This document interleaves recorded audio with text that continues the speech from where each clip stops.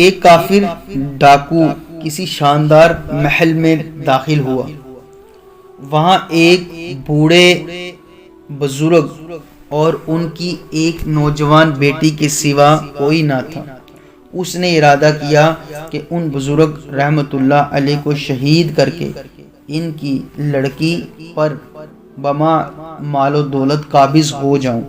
چنانچہ اس نے حملہ کر دیا، مگر وہ بزرگ تو پہلوان نکلے۔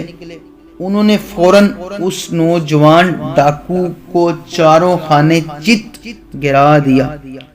ڈاکو کسی طرح آزاد ہو کر پھر حملہ آور ہو گیا، مگر بزرگ پہلوان علیہ رحمت اللہ الغفار دوبارہ حاوی ہو گئے۔ اسی طرح کشتی چلتی رہی۔ ہر بار وہ ضعیف العمر بزرگ رحمت اللہ علیہ ہی کامیاب ہوتے رہے۔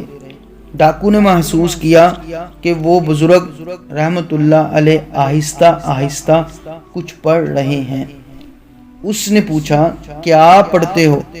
انہوں نے اپنی پہلوانی کا راز فاش کرتے ہوئے مسکرا کر فرمایا، میں انتہائی کمزور شخص ہوں، بسم اللہ الرحمن الرحیم پڑھتا ہوں تو تم پر اللہ پاک غلبہ عطا فرما دیتا ہے۔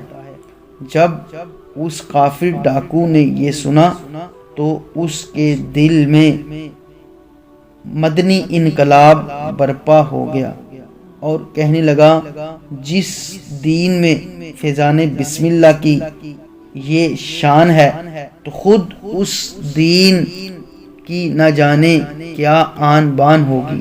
لہذا وہ بسم اللہ الرحمن الرحیم سننے کی برکت سے مسلمان ہو گیا اور ان کے آپس میں گہرے مراسم ہو گئے، یہاں تک کہ وہ ان بزرگ رحمت اللہ علیہ کے انتقال کے بعد وہ شاندار محل اور ساری دولت اسی نو مسلم کو مل گئی اور اس بزرگ رحمت اللہ علیہ کی بیٹی سے اس کی شادی ہو گئی۔ وہ بزرگ یقیناً ولی اللہ تھے اور بسم اللہ الرحمن الرحیم کی برکت سے وہ کافر پر غلبہ پا لیتے تھے، جو کہ ان کی کرامت تھی، اور بلا آخر بسم اللہ الرحمن الرحیم کی برکت سے کافر ڈاکو کو اسلام کی عظیم نعمت میسر آ گئی۔